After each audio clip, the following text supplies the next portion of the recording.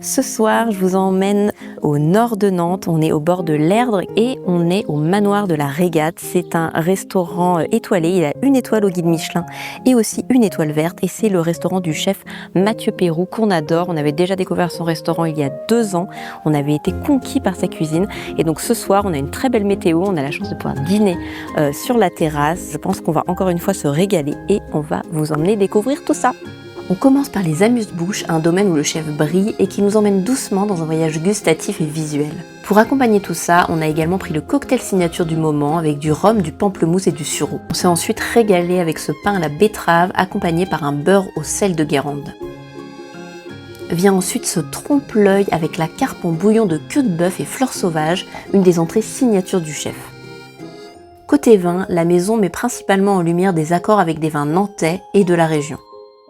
Ici, une entrée végétale autour de la carotte et du sureau.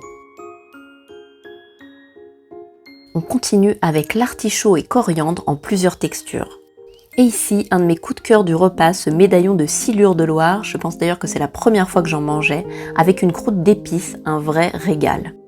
On enchaîne avec un beignet de crevettes nantaises et une des spécialités du chef, le cendre, ici cuisiné avec de la pomme de terre de Noirmoutier. Et puis, voilà ce qui nous semble être l'apothéose de ce repas, une volaille de la ferme des Marais, certainement la meilleure volaille qu'on ait jamais dégustée. On s'en souviendra longtemps, merci Mathieu. En cuisine, le chef rend aussi hommage à son arrière-arrière-grand-mère qui a lancé l'histoire de cet établissement familial. Et puis on termine avec une rigolette nantaise revisitée par le chef et par une fraise garrigatée rose tout en fraîcheur.